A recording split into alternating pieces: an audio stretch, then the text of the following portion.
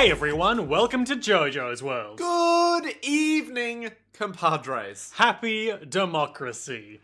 Coming to you live on Election Day with the latest hot gossip. I'm Liam S. Smith, one of your co-hosts. I'm Nick Ballantyne, sanctioned member of the Australian Electoral Commission, telling you to vote on this fine day, even though it'll be too late. But it doesn't matter. But I'm sure as a sanctioned member of the Australian Electoral Council, you can't make any comment on who or how they should vote. That is correct. I had to sign. So, can I talk about this on the pod? Briefly, Okay, so I'm Liam S. Smith, one of your co-hosts. And I'm Nick Ballantyne. We just did this. Did we? Yeah. Great, I'm Liam S. Smith, one of your co-hosts. Strong branding. So I recently got a job. Whoa. I know. Madness. So, I'm now I doing... can finally move out of my basement. Oh my god, please, yes.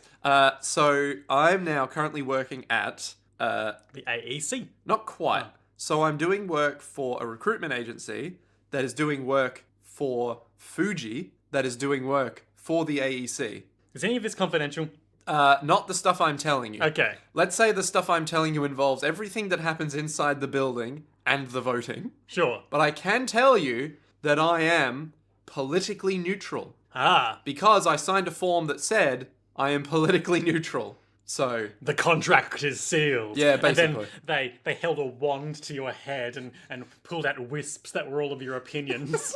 Well, it's sort of like, do you care who wins? I'm like, I care who wins, but not as much as the sanctity of democracy. They're like, okay, you just needed to say... You just needed to say my allegiance is to the Republic, to democracy! Have you ever heard the tragedy of Darth Plagueis the Wise? Jojo's Bizarre Adventure. It's a great time. I'm here to tell you about it on this podcast, Jojo's World, our Jojo's Bizarre Adventure recap and discussion podcast, where today we watched the 11th episode of Jojo's Bizarre Adventure Part 5, Vento Oreo, entitled Narancia's Aerosmith. Not Little Bomber. Sure. The 11th episode of Golden Wind, and the 124th episode of JoJo's Bizarre Adventure as a whole, covering chapters 475 through 478 of the original manga, with excerpts of 472. Why did these flashbacks happen at such a weird, distance from... I'd wager it's probably a inherent pacing thing, a difference in the page to screen transition. So these could be a chapter in their own right in the manga, or the bulk of one. But why wouldn't they just do it like that? Like, why didn't Araki, in all of his great wisdom, praise be to him, just go, yeah, I should just chuck in the flashback right here. Just conjecturing, when you've got a hard page minimum and maximum for every block of story, True. you got to slot it in when it will fit the best, and not just be like, oh, and then there's 2 pages of the rest. So we've got this flashback, and then the dog dies. End of story. Which dog? Pretty much every single one of them. As far as I can tell, not one dog has had a moment where we've gone, and we're just going to really dive deep into this dog's life story and let him live. Hey, did you know, Liam, that this episode, the one and only episode that this episode is brought to you by Jacob Killjoy. Oh my god. What a fucking name. I know what I'm calling my next City of Heroes character. Oh man. Jacob, if you're actually a comic book villain and or hero, let Liam know so that he can base his next character off It's of you. Killjoy. He's back. And this time he brought friends. And they're all subscribing to patreon.com/Jojo's World. The only place where you too can have a name as cool as Jacob Killjoy. Thanks, Jacob. Thanks, Jacob. Your support is appreciated. Yeah, and you get to be associated forever with the episode of JoJo's Bizarre Adventure with the most anime spider battles. Nice. Do you want to talk? I don't know. End of sentence. I don't know if I want to say yes or no. Do you want to talk about Narancia's Aerosmith? The episode, not the stand, and the guy. Yes. Okay. I believe so. I think I'm okay with the progression of events that will lead to us discussing the episode, Narancia's Well, Aerosmith. shut your fucking mouth. God damn it. Because I've got for you No. today an author's note Oh my god. from Hirohiko Araki. From his face to my face to your face to the listener's ears. Ah, isn't that part of their face? It's an edge case. This is from volume 51 of the JoJo's Bizarre Adventure manga. Hit me. The sewage in my workplace has become a bit clogged, which made me wonder if the pipes were even being cleaned. But then I remembered, wait, the sewage underwent construction a year ago. Because of that killer premonition, I rang up the repair shop for the place they dug up. I was going to say to those workers, your cheap construction work is unacceptable. I don't know what kind of amateurs break up the water flow like this. However, before I could even ask the dealers another question, another person promptly said, sorry, we were just being careless. End of quote. ... My bad. Continued in volume 52. What? And that's accompanied by a lovely picture of Hirohiko Araki being consumed by the orange light of the sun. Of some as kind he of lens flare? Sips a glass of wine. Just looking deeply into your soul. What? Hang on. So he's just gone, oh, this is poor construction on the sewage part. I mean, if I was in charge of it, I know what I would do. Well, he was gonna say that, but then he said, so about that construction, and then they were like, yeah, we didn't do a good job. I don't know if that's better or worse. If someone, if there was a doctor that you went to, and you were like, Doctor, I'm so depressed. Yeah, I was being a bit careless with your mental state. When I recommended you go see that clown. Or it's like, oh, Doc, there's something stabbing out of my abdomen, and I'm not sure what it is. It's like, oh, yeah. I was being a bit careless with the tongs. The doctor who, for every remedy, every malady, from depression to stabbing, is just like, oh, there's this great clown in town, Pagliacci. Go see him, he'll sort you right out. He's got this great new technique where he, pulls out his tongue, and it goes right in there. And then it comes back with your malaise. But doctor, I'm Pagliacci, dies from stab wounds. Oh, no. Too real. So, it's Pagliacci. October 17. It's a sunny day in Moriarty. What did you think about this episode, Nick? It was amazing. Because we just had the spider battle. Yeah. So normally when I come in here, it's like, okay, we'll watch a bit of JoJo's. It'll be pretty slow in part 5, because so far it's been a bit slow. This one was just ridiculous. We had a man on fire. We had a spider battle. The man on fire. He's come for me again. We had an interrogation scene where he's just like, man, you're really fucking small. And I'm like, I'm down for that. We had a separate interrogation scene with a headbutt. Yes. We had an unloving father who, as far as I can tell, just turned around and left every time anything would happen. Well, I don't want to be involved with this. My own poor little son. He is so short. Anyway, yeah, good stuff. Yeah, no, it was hype. It was hype as shit. To cap it all off at the end, we have Narancia just going fucking nuts in the middle of the street. I did enjoy that there was a clear bit where I was like, it's going to be to be continued, isn't it? It's going to be and then it wasn't. I was like, oh, yes. It is to be continued. Right now. You thought you were going to be outwitting the writers. How dare you? Let's get into it. Brief recap of last time. Narancia's like, I'm going to shoot that fat rat. And Formaggio's all like, oh, now I'm big again. Narancia's all, oh, no, I'm small. And then he's next to his shoe for scale. Ooh. Now, when you say fat rat, do you mean the hitman or the fat rat? Well, he shouts, I better shoot that fatty, talking about a big rat that was panting harder than the rest, if you recall. True that. And he's all, oh no, Aerosmith is smaller and weaker now too, and he's big and strong, so I'm in danger. Better climb this curb and hide somewhere, like in those big bottles. Oh, so far away. Literally a marathon away. Ugh, big sidewalk, hard to pass. Oh no, a cat. Better shoot its face some. So for some Pow, reason, pow, pow. For some reason, his first port of call is, oh no, a cat. Shoot it to death. Well, this is what we know to be in line with his problem solving from last episode, if you recall, where he was like, I've got to get to those payphones. I've got no money. Shoot the payphones. That's true. That is true. I'm trapped in the sliding glass door. Shoot it.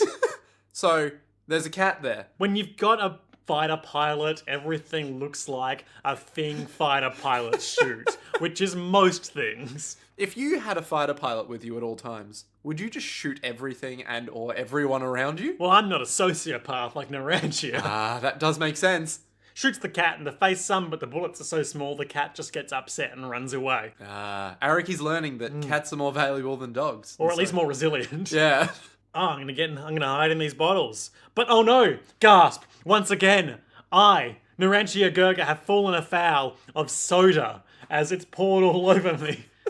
What was the first one? Because I remember there was Mr. poured all his fizzy drink into his boombox. Oh, yeah.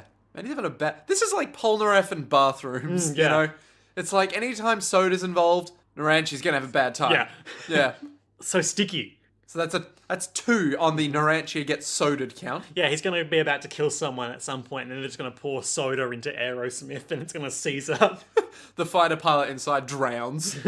And then we enter what I'm going to call the ant bully phase of the episode. So, the big hitman, who is now a giant titan, Formaggio. he clasps down on Narancia with his foot, Yep. Feet, crushing him. feet known for clasping things. Yep. And he's all like, well, you little shit, literally. Gonna make you talk, and Narancia's all, I'll never talk, I don't give a fuck. He's all like, you idiot, you're tiny, you have to talk. That's what you're here for. Yeah. I'm big, you're small, I'm right, you're wrong. And Narancia's all like, no. All right. Stomps down on him. Everything goes sepia as Narancia screams in pain. Flashback. Whew. Narancia was a young boy. It's 1984. He's a Leo. He's 10 years old. Hey, Liam, what's a Leo? Well, I'm glad you asked. We decided to look up the zodiac signs of the boys. And let me tell you, it's insightful. Leo traits, as determined by astrology-zodiac-signs.com. The only trusted source of JoJo's World for zodiac signs. Don't go anywhere else. The Leo is a fire sign. A fire sign? Yep, its What? lucky numbers are 1, 3, 10, and 19. I'm sorry, I didn't realize there were actually all these stats here. Oh my You love God. stats. I do, but like, what? How can you have a lucky number if you have a The zodiac date sign? range for being a Leo is July 23rd through August 22nd. Okay.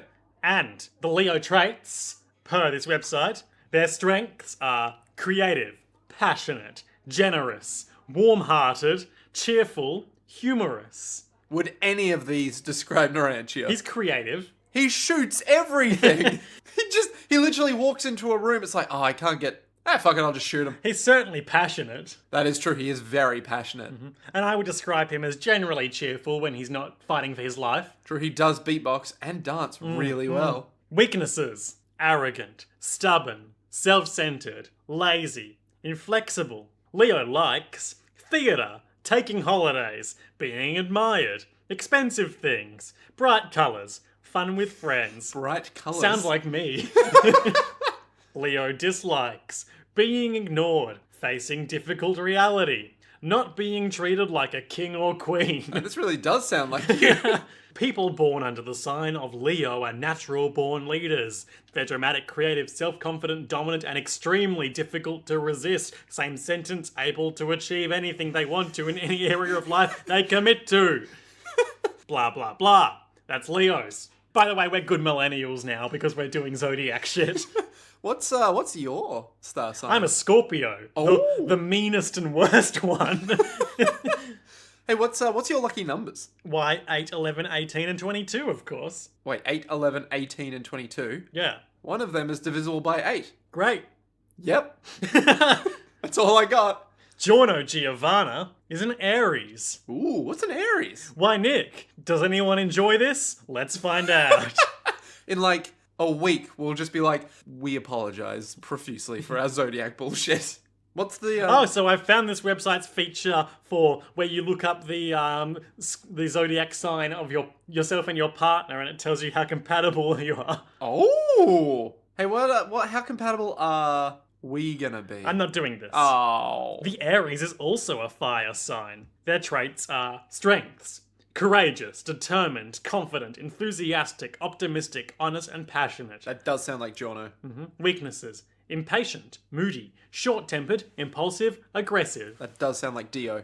I say that doesn't sound very much so like Giorno. I would agree. It sounds more like his dad, who Jono is not. Whoa. Because Jono's not a vampire. I'm not my father. Oh, I'll never be my father. That's Yeah. what he'll say. And then Darth Vader is there, and it's Dio, and he will be like, "Join me, and together we will overthrow the boss." No, never. You killed my father. No, join me, Jono, and together we'll sell so many drugs. You know, you're selling me No, more. Jono hates the drugs. I thought he hates the drugs for kids. I thought he's fine with the drugs. No. No, that's Bruno. I mean, they all hate the drugs for kids. Yeah. Especially the drugs for kids, but also just the drugs. The drug trade. It brought down Italy. Ares likes comfortable clothes, taking on leadership roles, physical challenges, and individual sports. Yeah, that does sound like Jono. Ares dislikes inactivity, delays, work that does not use one's talents. I don't know if any of that sounds like Jono. As the first sign in the zodiac, the presence of Ares marks the beginning of something energetic and turbulent, like, say, a bizarre adventure. Ah. They are continuously looking for dynamic, speed, and competition, always being the first in everything, from work to social gatherings. Is that just because they're enthusiastic or because they're very punctual? Who cares? Abakio. What's a Bacchio? He's also an Aries. Well, fuck him! No wonder he dislikes. Just like Giorno. He wants to be first. He wants to be Bruno's number one special boy. And this Giorno Giovanna taking his spot. Can't have that. There's something so likable about this Jono guy, but fuck him if he's gonna take my spot. My special place. As top Aries. Guido Mister is a Sagittarius. What is a Sagittarius? And when I say that, I mean, what's the symbol thing? Because that's the only way I know any of Oh, them. it's a bow and arrow. Oh. Quite apt for Guido Mister. Yeah. Because there's no gun symbol. You're a revolver of the zodiac calendar. An ocelot. It's also a fire symbol. Lucky numbers 3, 7, 9, 12, 21. Some of them are prime numbers, and other ones definitely fucking aren't. And none of them are 4. Yeah, but a lot of them are divisible by 3. Cool. I just don't understand. Get keen about math, Liam. It's the best. Strengths. Generous, idealistic, great sense of humour. That does sound a lot like Guido Mister. Weaknesses. Promises more than can deliver. Oh, absolutely. Very impatient. So Mister. Will say anything, no matter how undiplomatic. Sagittarius likes freedom, travel, philosophy, being outdoors, staring at branches. Sagittarius dislikes clingy people, being constrained, off-the-wall theories, details. So basically he likes being bullets inside of a gun. Speak on that. Well, it said he didn't like being constrained, right? Yeah? What? The bullets hate being in the gun. Exactly. They want to be outside the gun in an innocent person's gut. Yeah, they want to be moving as fast as humanly possible at all times. Sagittarius is one of the biggest travellers among all zodiac signs. Their open-minded and philosophical view motivates them to wander around the world in search of the meaning of life. An extrovert, optimistic and enthusiastic, and likes changes. Like being inside a gun to outside of a gun. Sure, yeah. Now, we're going to skip Fugo, because we'll get to him when it's his turn to have big flashbacks and such. Weird choice, but okay. Let's do Bruno while we're here. So what's Bruno? Bruno Bucciarati. Oh, I closed the window. We'll come back to him next time. Oh, god damn it! Just a little teaser freezer to keep you guys on the hook. We know that you guys stuck around for tarot time. We know you love this new agey bullshit. We're in for the Zodiac. We're in for millennials. This is a real Zodiac killer segment. Oh, sick ref. Not really. I mean, not at all. Did we ever find out who the Zodiac killer was? No. No? So he could still be out there reading Zodiac signs right now. Yeah, and then he writes down your Zodiac sign in his special notebook and you die. Oh man, it's just like that movie. Zodiac. Zodiac. It's 1984. He's 10 years old. Wow, he goes. I don't know if this timeline matches up. Wait, It's telling us it's 1984, and that Narancia is 10 years old, and now it's like 2001, and he's like 19 years old. wasn't he born in 1984? Ah, yeah, you're right. And then, so 10 years later in 1994, his mum died. Yeah. Hashtag fact check with Nick. Yep, that's all I got. His mother, Mela Gurga. Mela Gurga. Mela means apple, apparently. Apple Gurga. What's Gurga mean? Who cares? Okay. She died. She had an eye disease. She was sad in the hospital, and then she died. Did she die of the eye disease or did she die of sadness? It's just like she just lost the will to live Oh no. because of her eye disease. If I can't see everything in full 3D, what's the point? They took away those 3D glasses of the movie. I can't be going back in there now. I'm not going to be able to see Avatar in its full glory. The most anticipated movie of all time. Oh man, they say it's going to break box office hits. Yep, it's going to break all the hits. And look, it broke my hits, namely my cornea. They're at the cemetery. It's sad, it's raining. Narancia is there being sad, and his dad. And he turns to his dad and he says, "About Mum's eye disease." Dad looks at him, Scornfully. turns around, just walks away with the umbrella. And that's the last we ever see of him. We see him again. Not doing anything of interest. That's true. It's skimmed over in the anime, but in the manga, the narrator tells us that from this point on, his dad becomes very neglectful, disengaged. I see. I kind of gathered that from the turn around and walk away, the only times we ever see him. And Narancia's like, "Ugh, I hate that man." Cut to the OP. It happens, let's keep moving. Okay. Young Narancia's out in the streets. He's in a bakery. He's holding up a big map while his friends steal big loaves of cartoon bread. Excuse me, sir, how many minutes would it take to reach this position on this map? Well, you see, if these two trains are going in these opposite directions... Meanwhile, the kids in the background are like, the only thing trains need to be filled with are these loaves of bread. We're children. We're bloody 11 years old. Bloody good on us. Great. So they're in the alleyway that they apparently live in or whatever, and they're eating all this stolen food, and they're just all these street urchins, and then one adult man who hangs out with them. He's not really an adult. He's more like He's got 14 facial hair. Yeah, like a 14-year-old, you know. It's like really shitty facial hair that a 14-year-old would have. It's true. He is a big buff blonde man, but it is JoJo's Bizarre Adventure, so... Who knows? Yeah, he's like 6 years old. He's got this rugged beard. It's like, how old are you? 12. Why, I'm a fresh newborn, sir. I came out of the womb not more than 17 minutes ago. I'm due to be born in 6 months. The Mr. Speedwagon took me in off the street where I was crawling along the ground. I've still got my umbilical cord. All right. Yeah. So this big guy, he's all like, "Oh man, Narancia, you've got a good home. You should go home." And Narancia's like, "Nah, fuck that. You guys are my friends. Friendship is what matters. I'm Narancia." And the guy's like, "Hey, great, yeah. Hey, dye your hair blonde so you look just like me." The chicks will love you. He does that. Everyone laughs at him. I think he looks all right. Yes. The yellow hair brings out the purple in his eyes. That's true. It does look like you would be made fun of by children for it. Where they're all like, you've got dumb hair. God curse his good looks. I wish I had his dumb hair. Do you reckon, like, all primary school kids in their, like, inner monologue sound like, yes.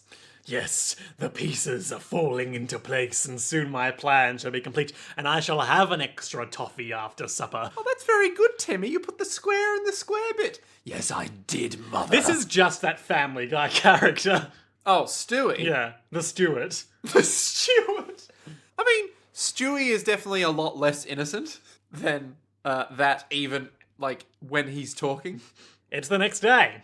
Narancia is getting arrested for having blonde hair. Oh, no. They slam him up against the wall in the alleyway and like, "You're going to prison for burglary." And he's all, "But I never burgled anything, especially that bread shop."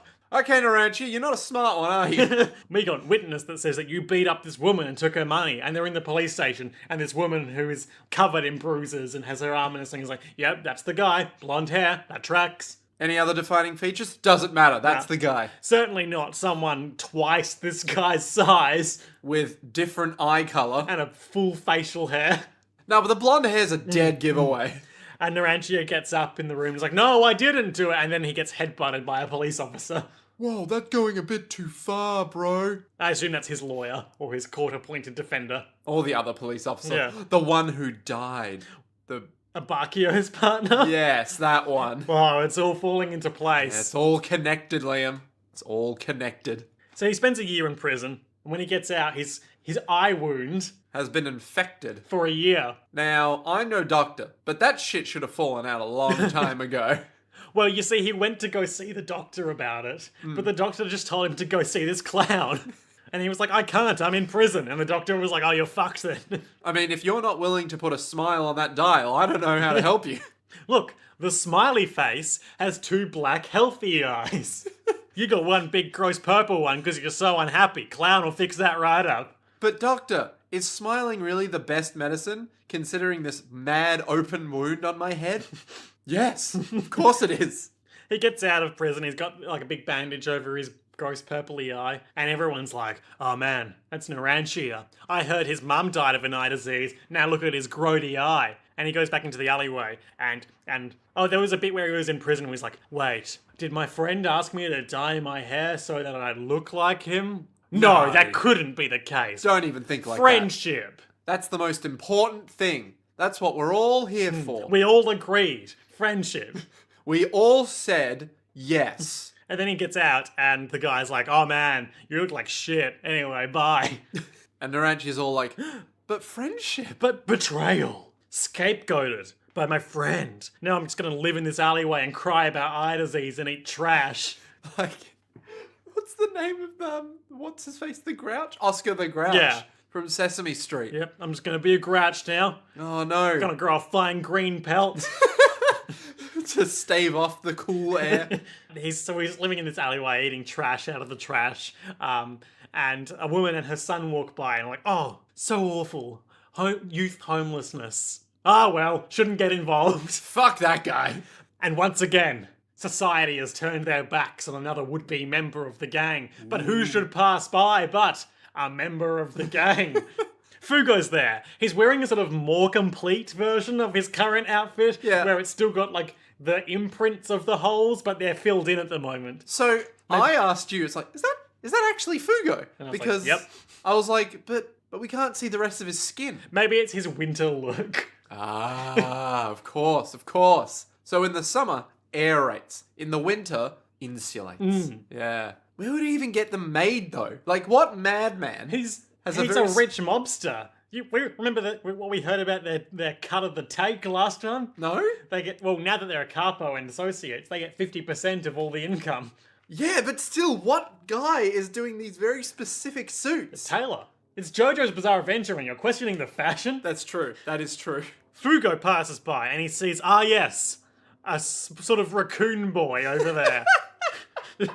A small squirrel child. And he takes him wordlessly into the very restaurant where Giorno Giovanna met the gang. And we see from behind Bruno Bucciarati sitting at a table. And Fugo comes in and shouts, top of his lungs, hello, I'd like to get this boy some spaghetti. He doesn't even say hello. He just comes in and says, I'd like to feed him some spaghetti if you don't mind.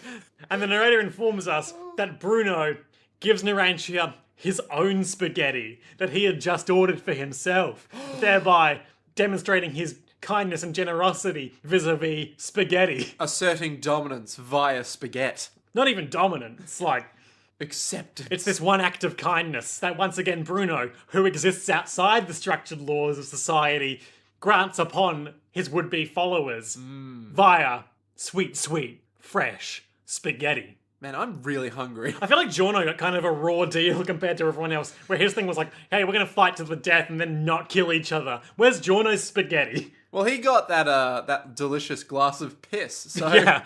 I mean, that was his spaghetti, right? He's still holding on to that to this very day. And of course, giving someone spaghetti is the most generous thing an Italian man can do. That is very true. You know, my project management lecturer at uni, he was Italian. He never gave us spaghetti. I'm beginning to question what kind of leader he really is. So they take Narancia to the hospital. He gets all clean and handsome again. And he's all like... he looks quite spiffing. Neat and presentable in this next part of the flashback. What, when he's sort of stuck in a hospital bed? Well, from then to when he gets his gang outfit. You know, he's got his combed hair. Oh yeah, no, he looks actually like a normal He's human being. He's sort of bulked up a bit. Yeah, and he's just like...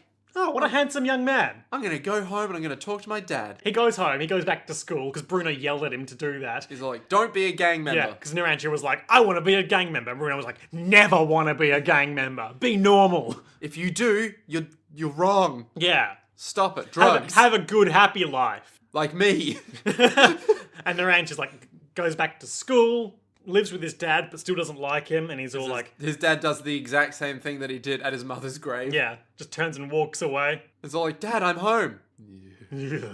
Steps on a rake. He never could trust his dad again. But he kept thinking back to the righteous anger of Bruno Bucciarati yelling at him to be good to himself. That didn't feel like when the cops or my dad were yelling at me. That made me feel confident. Have you ever had someone shout at you as loud as they can and felt confident afterwards? No. You want me to try? No. Hey, Liam. Fuck you. So loud. I'll end you if you join a gang, Liam. So, rather than keeping going on his schooling and on his good path that Bruno put him on, Yep. he decides to go to Polpo, do the special test, become a stand user, become a mobster.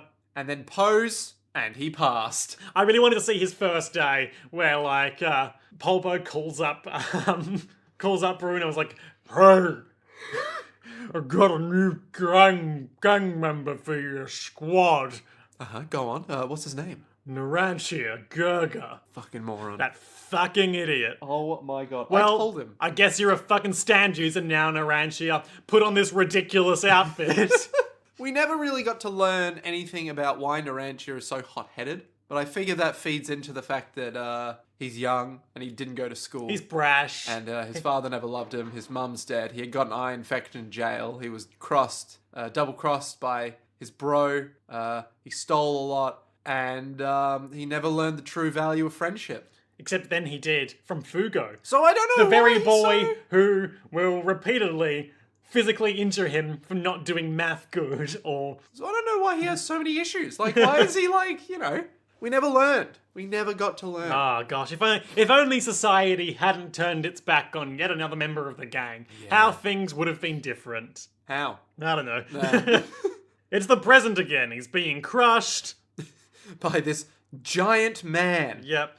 And he's all, well, I'll never tell you where Bruno and Trish are. Bruno hates assholes like you.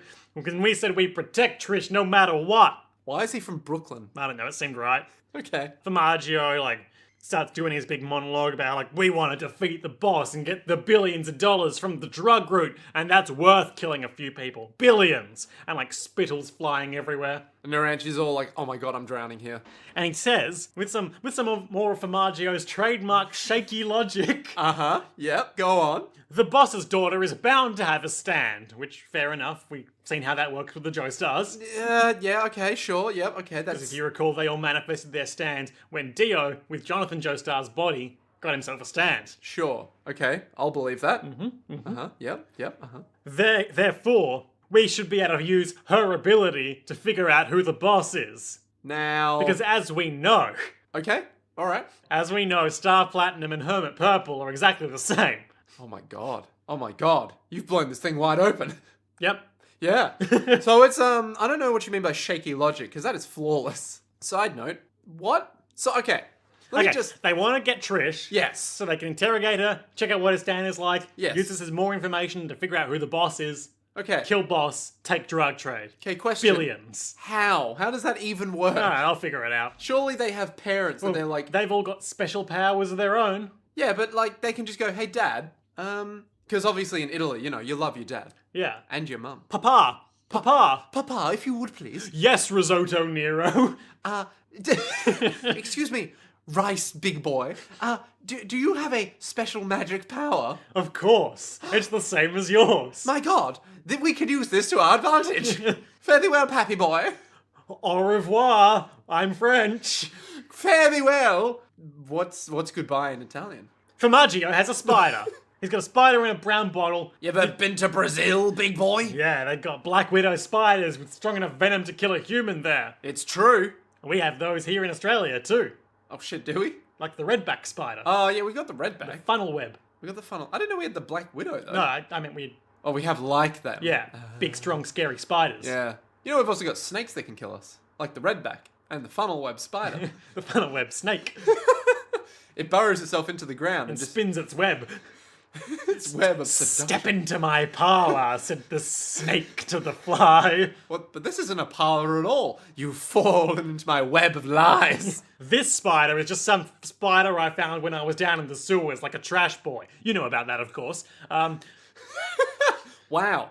Thanks, Liam. Normally, it wouldn't be strong enough to kill a human, I assume. But you're tiny and weak now, so good luck. And so the greatest anime battle of our first time. Aerosmith shoots out and tries to ostensibly shoot at that bottle, and he's like, whoa, not gonna shoot that bottle, and also your bullets are too weak and small to hurt me now. You little shit. Literally. This bottle is going to be your own personal Thunderdome, Narancia.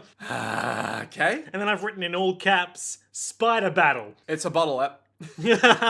Yay! So, okay, so his idea is that the venom that is in this spider is not venomous enough to kill a man. Unless that man is very small. Because it could kill an insect, it can kill a little bug, it can do whatever it wants. Yep. So all he needs to do is put Narancia in the same bottle as this spider So he does. and wait. And he's in there. I really like the way they've animated this spider moving, how it just kind of slides along. It's moving its legs and it's like animated fine, but something about its movement. Like, it's not giving me that usual creepy spider reaction, it just looks really funny. It's just a rad fighting spider. It's got 8 glowing beady red eyes. It has the look of death. If it bites you, you won't die instantly. You'll get paralyzed and then trapped and webbed, and then it'll inject you with more venom and digestive juices, and it will melt your insides to the consistency of a vanilla shake. Ah. Slurp, slurp.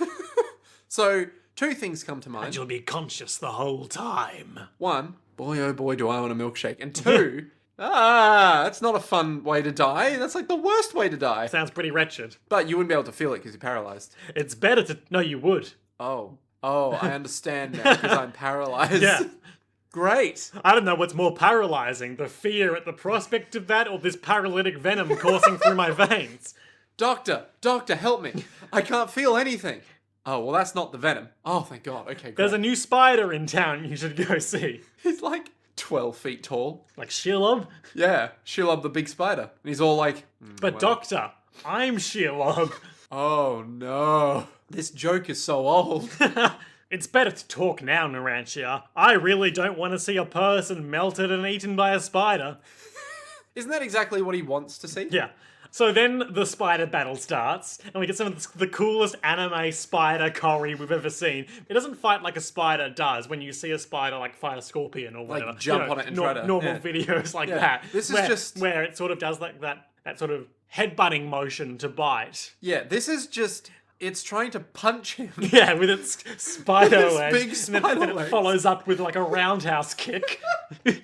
It's so good though. And Narancia, to his credit, is doing some good ducking and weaving, and then he stabs it in the face with a shard of glass he has. And big boy Formaggio is all like, what? He had a shard of glass. I never could have seen this coming. Yeah, so it must have shrunk with him. Ah. Shame though, it's too small to And damage the spider. Then it just starts webbing his wrists and legs, and is like, oh, webs. And Narancia's all like, well, Ah, fuck. this is how I die. Yep. Bites him in the neck, he starts seizing up, and he's Formaggio's all like, those are muscle spasms, so you can't really talk very well. but you better talk now. And Narancia's like, I'll never talk. So where's the daughter of the boss, punk, huh? Shake bottle. And there's some tastefully discreet camera angles here, so we don't see the spider start to goop up all his insides, but we're told it's happening. Oh no. No. But then, Formaggio sees, in the bottle, a small scrap of paper. He's all like, what the hell's that? Oh. Pulls out some tweezers. Yep. Make that big again. He's all like, it's a fucking map! You absolute boob. You fucking jag! You simple rube. You absolute peasant! You trash raccoon boy. You mad pheasant pluck! You've just gone and given me exact directions to the vineyard where you're all living these days. The boss's daughter must be there! I'm so a- smart. I'm I'm a Formaggio. goddamn genius! Oh, man. Everyone's gonna be so happy with me. Look, I figured it out! I'm great. Pesci, prosciutto, Don't remind me of Pesci's existence. risotto nero, Ah. and the rest. So he's all like, alright, well, have fun in that bottle. Bye! Yeah, he says, I wrote this down. Now you can get eaten or have eggs laid in you or whatever, idiot. Do you ever feel like the way you want to leave... Like, do you have a mortal enemy in your life? Okay, great. I'm glad you're looking at me. So, the way you want to end the final fight with them in your life when you're like 70 years old and you're all like, I've had it up to here with that guy. Of course, you've got to let it go that long because the fun is in the game. Exactly. You know, when you get to like 70 years old and you're all like... Well, time for the last bout. And so you start Let me fighting. get my stroller. And it's like, yeah. No, I'm I've going to got be a this. spry and fit 70-year-old. Are you sure? Sure. Okay. And you guys walk up to him and you're all like, yeah, you can get like paralyzed and eaten or filled with eggs or whatever. And then it's like a big spider that you have in a bottle and you just put it on him. And you're all like, And of course, he's old man laugh. he's comatose from a stroke 5 years ago, so... You're just on a grave and you're like, look who's laughing now, you dumb shit. I'm gonna go see that famous clown. Oh, fuck, the spider's on me. Oh, no. And you just fall over. You're like, I'm paralyzed. But you're more paralyzed. From death. Momentum in the WWE can shift on a dime. Narancia is like, What is it good for? I might be being eaten by a spider right now, but really I have the upper hand. So, back when I shot at you, I wasn't even shooting at you. Whoa, classic switch around. I was actually shooting at the car. I remembered that when I was chasing you and shooting at you before, I shot a car and a gasoline tank earlier, and that produces CO2 as it slowly burns, and Aerosmith, my stand, can track CO2. Shit. So I did that, and then I tracked it down, and I shot it some more, and it's taken a while, getting awful nervous because I'm being eaten by a spider right now. But that car's about to explode, and then it does. And Wham bam. so Formaggio is engulfed in flame. Which is rad. Yep, like a lot of flame. Which is rad. He, I guess, loses control of his stand with all the agony and everything. Wouldn't you? If you were Yeah. on fire? Narancia is returned to normal size, but somehow doesn't compromise the structural integrity of the bottle. Yes. Because then he's there, he's normal size, the spider is still in the bottle, he is outside the bottle. And he's also... Is it still corked? Unclear. Okay. Alright. And he's like, great, now the spider bite won't matter. But also, all my precious shopping just went up in flames. Poor Narancia. He's there, Formaggio's there, he's screaming, he's on fire, he's like, I'm gonna murder all your friends. And then he says, I wrote this down verbatim, hideout, blurg, vineyard, blah. You know, that is actually genuinely what it was, wasn't it? Yeah. That's some good writing. That's some damn good writing. Damn good dialogue. If I was on fire, I also would be Yeah. like, I blur. Yeah, so, podcast, blurg, Jojo's Bizarre Adventure, Yes. Blur. highlight, No. Blur. oh, I'm on fire, Narancia, but I'll get you. And then Robot Mega Man comes back and cuts his own wrist, and he shrinks, and Washes himself own- in a shower of blood. his own cascade of blood puts out the fire. Now, I've never cut my own wrist and showered in my own blood, but I don't think that works. No, but the blood comes out, and then as it's still in midair, the blood doesn't shrink, but he does. But it is an awful big pile of It's blood a lot awful of quickly. blood. Narancia runs up and starts stamping in the blood with his unshoed socked foot. Which, I don't know why you would do that instead of the shoed foot. Like, no, okay, right? I have a lot of issues with a lot of things that I let go. But this is the final fucking straw, okay? If you're gonna stamp on someone else's blood, at least do it with the one that has the shoe on it. Like, Let's because we've seen Little Feet do its thing this episode. Yep. Let's have a quick digression to talk about Little Feet. who are, or what is, Well, little feet? the Jojo Valet commentary for the stand Little Feet is as follows. I begin by thinking about the situation. Like, you have people turning flat, people turning small, that sequence of physical phenomena. As for the design, maybe this one was also influenced by Enki Bilal's characters. Who is Enki Bilal? Dunno. This is what the people listen for. A French comic book creator, artist, writer, and film director. What's he done in the past? Come on, Liam. Tell me what I want to know. A bunch of French names. Okay, good. Yep.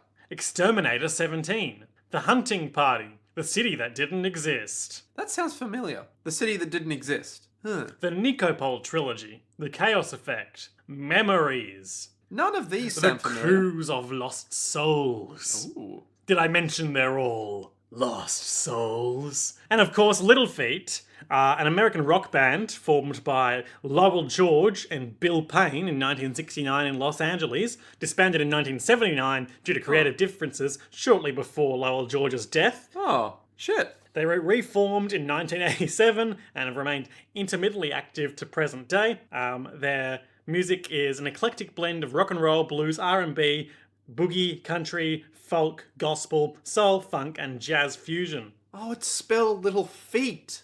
Like a small task. Yeah. Ah. I was wondering why it was Little Feet this whole time, and I was like, why is little tiny feet a thing? But no, Little Feet. Annual band excursion to Jamaica. What? Since 2003, Little Feat has organised an annual fans trip to Jamaica where the full band plays several shows, often with guests, and various members perform solo and duo sets. That's fucking rad. Great. And that's Little Feat. Little Feet does look terrifying. Like, Evil Mega Man. he does have that weird gimp face. So Narancia's like, oh, I gotta find him with Aerosmith's special power. Oh no, all the fire has made so much carbon dioxide, I never will. It was both his greatest strength and greatest weakness all along. And then one last time, we have Formaggio being like, you'll never do it, Narancia. And Narancia's like, I'm doing it. Because he's all, oh, you'll never track me now. You'll never get me. And just as he's running away, Tiny, and he's backlit a lot for his remaining screen time so that we don't see his horrific burns, but then right at the end we do. Oh, yes. He's running away. And just as he is, we see, once again, Aerosmith swoop into frame. And just bomb a van. Yep, just drop a bomb on a van, the van explodes, there's fire everywhere in the street. Formaggio's all like, what the fuck is going on? Yeah. What? Narancia's like, striking a dramatic pose, lots of dramatic camera shots, like lots of wind blowing through the burning street. If I can't track you, I'll just blow everything fucking up. You thought I wasn't mad? Another burst of flame covers the screen, and as that does so, all the flames shift to purple, and it's all very dramatic. If I set the whole damn street on fire, you're gonna fucking die, because you're small and worthless. It turns out heat will affect you even more. You piece of shit. He's big again, he's like, are you mad? And Narancia's like, yep. It's like, there is a 90% chance that I'm a little bit insane. And they was like, well, now I don't need to set everything on fire, because you're right fucking there. There's a cool moment. They're standing, they're squaring off against each other. If Narancia was a gunslinger in an old western, right about now, he'd be saying it's high noon. Nice. Nice. Formaggio is confident despite his injuries. He thinks that Little Feat is faster at this range. And they, signaled by another burst of flame in between them, they do a quick draw with their stands. With punches. Well, yeah, so, I mean, Little Feat rears up to do its strinky stabby move, and then Narancia, he himself is throwing a punch as Aerosmith is flying forward, and just fills Little Feat with holes with its machine guns. Because naturally, what better to beat a punch than machine guns? Yeah, and as this is happening, the cool music kicks in. Not that one.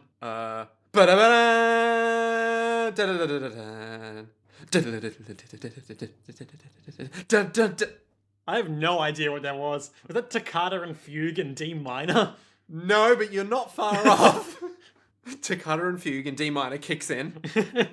Gosh, I thought this would be a simple shopping trip, but now it's a lot more complicated. And then Aerosmith lands on his biceps. And he's all like, oh, all the shopping's gone. Mission incomplete. F. So we then cut to the vineyard. Yeah. Fugo and Abacchio are angry at Narancia. And they're like, wait, repeat to me what just happened. So the shopping. No, you don't. No, not that. We don't care about that. Oh, now they know where we are, probably. Giorno demonstrates vision and leadership qualities. Hey, hello. No, you see, Narancia did everything right. I don't think he could have done it any better. So now that the Hitman team knows about us, probably, the boss should have a contingency plan. Damn it, Jono, what the hell are you talking about? Yeah, Why so- would there be a plan for us? Fugo and Abacchio are both like, oh, look who thinks he's so smart.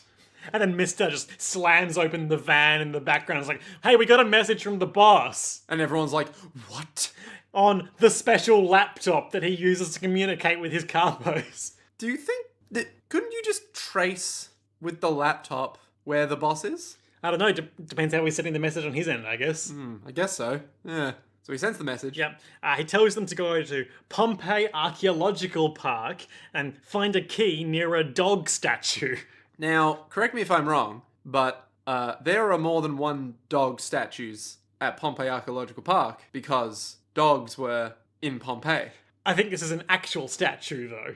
Oh, okay. Not a... Not a dead dog. Yeah. Man, I'm obsessed with these dead dogs lately. Oh, I wonder why. Oh, yeah. And the key will lead to a vehicle that will bring them safely, or allow them to bring Trish safely to the boss. But what possible vehicle could they use to bring him safely to the boss? Narancia's like, gotta be a helicopter. Helicopters friggin' rule. And everyone else is like, what could it be? So they split up. Bruno sends Giorno, Fugo, and Abacchio to go to Pompeii. Okay. And then everyone else stays behind to guard Trish at the house. And then they'll meet up when they've got the key. Gotcha. And to be continued. Hey. What kind of vehicle is it, Liam? Huh? Wouldn't you like to know? Yes. Nick, what are our highlights and lowlights for this episode? My highlight is probably... Okay, you go first. My highlight is, give this man some spaghetti. I'd like to have the spaghetti, please. Spaghetti now, please. Can we give him spaghetti? For the mobsters. Chop. I love his face while he's doing So it as well. serious. He's like, hello, I am here for a job interview. Can I please give this man some spaghetti? And he's shouting it to his boss as well, not even Yeah. the restaurant people. It's just like, I'd like to give this man spaghetti. Oh, would you now? The boy must earn his precious pasta. I believe he has, sir. Help me, please. Well, I reckon my highlight would just have to be just Narancia going fucking crazy in the street, honestly. Yeah. Because, like... Remember how at the start of this fight, he didn't want to do things like that because there were too many randos around? Yeah. Then he was just like, fuck it. Fuck you. Fuck everyone. You think I'm crazy? Huh? Do you? I'll show you fucking crazy. It's just like, okay. All right, Goro Majima. Let's do this then. Lowlights. Honourable mention to Anime Spider Battle, of course. Oh, naturally. That's both of our highlights. Unspoken. Well, what's your low light? My low light is I feel like they didn't do a great job communicating Narancia's neglectful father in a way that would meaningfully drive him to run away from home. Yeah. No, it was just him turning around and walking away all Which the time. is obviously loaded with symbolism, but didn't necessarily communicate I've got to get out of this place thing to me. My low light, there's just a couple times where it's like, someone does something that literally goes nowhere. Like, he pulls out glass shard. Nothing really came of the glass shard. He gave as good as he got. Yeah, but it's like, nothing really happened from that. You know where, like, in Battle Tendency, every move is like... Oh, yes. Yeah. It's like, it leads to, like, someone winning or losing, basically. In this, it was like, okay, we'll just have him stab a dude. And Yeah, nothing A for happens. effort, Fugo. But, Yeah. Narancia, but... Just very elongated in parts, you know? But still, hard to pick. Hard to pick. Glass shard is obviously the low light, but hard to pick one. Because it's all ridiculous. So, Nick, I'm here for you. the vineyard has been compromised. The vineyard's been compromised, people. They gotta go get this key from the archaeological park. We gotta go to Pompeii. A vehicle. Gotta get the vehicle, baby. It's Fugo, it's Giorno, it's Abacchio, It's a V8! and the other guys are staying back at the vineyard. The vineyard? Yep. It's kind of a Matt Berry pronunciation. We're staying at the vineyard. Yeah. What will happen next time on JoJo's Bizarre Adventure, Part 5, Vento Oreo, in the episode entitled The Second Order from the Boss? Ooh! Hello? Okay. Well, I reckon they're gonna go to Pompeii. Yep. That much is certain. But on the way to said Pompeii, they'll get... Actually, no. When they're at Pompeii, because I know Araki could not fucking resist being all like, Pompeii's so beautiful. Yeah. Let's just draw this archaeological park I went to. So they'll get to the Pompeii park, and they'll be all like, where do you think the dog statue is? And they'll all look for this dog statue as someone watches from afar. And they'll be all like, see, I was watching all along for our boys to show up. A member of the Hitman team? Indeedly. Do you remember them well enough to hazard a guess at who it would be? The guy in the purple cat burglar mask. Yes. I reckon it might be him. Because he seemed to get a bit of like... He was a bit antsy regarding everything. So maybe this one will be all like, you can't just Formaggio's been gone things. for too long. I better go to Pompeii. Exactly. He'll be all like, they've got to be around here somewhere, and all these clues I, a cat burglar, can piece together. I don't think it's going to be uber evil leader guy who was just like, my eyes are red and evil. Yeah. I don't think it's going to be him. So they'll go to Pompeii.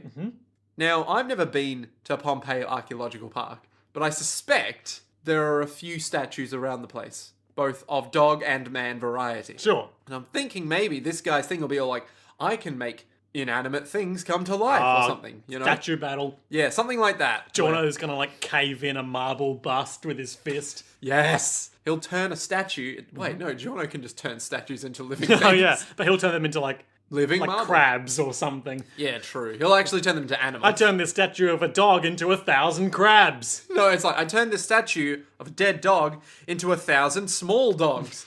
Which one would you prefer to find? Yeah, and then the boss won't show up. Trish will complain that she's still stuck in the vineyard and she hasn't gotten her supplies yet. But other than that, who knows what can happen, Liam? Who knows what can happen? Maybe we'll see. Oh. Maybe we'll see Fugo's stand power.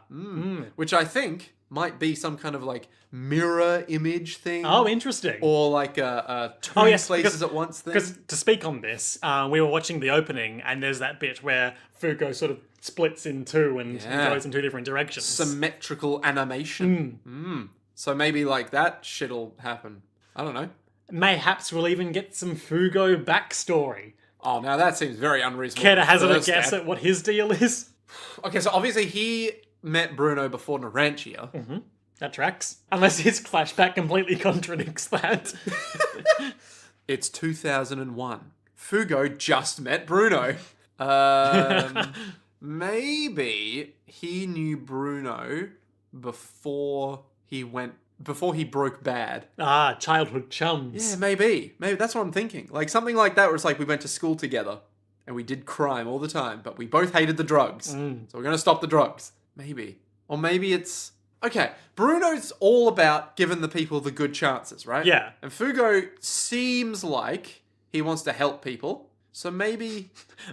The way you say that implies like, but does he have a dark agenda? Well, that's what I'm thinking. Maybe one of them is like an undercover Maybe cop. Bruno's going to be the end boss, and it's going to come down to Jono and Bruno fighting for control of the gang.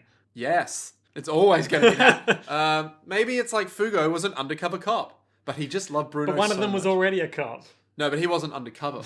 This one's definitely still undercover. Yeah. So maybe he's just an undercover cop. But he all just like- loved him so much. Exactly. And so he's trying to come to grips with... Oh, he's Wei Shen from Sleeping Dogs. Yes, maybe? He's gotten too close to it all. Yeah, he's trying to come to grips with that, like, Bruno's just a really good guy, but the system keeps trying to break him. The corrupt system. So where does his true allegiance lie? Is it to the cops? Or is it to his friend Bruno? Or is it to Jono? The sort of new lucky boy who's arrived Yeah. in the scene. This strange, charming, ever lovable, for some reason, we don't know why. You can't help but like him. Exactly. So yeah, I don't know, maybe when they get to Pompeii, statue battles. Sure, great. Yeah. All right, so look forward to statue battles next time on JoJo's World.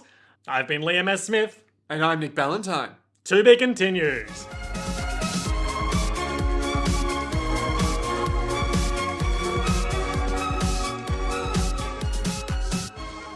Arrivederci.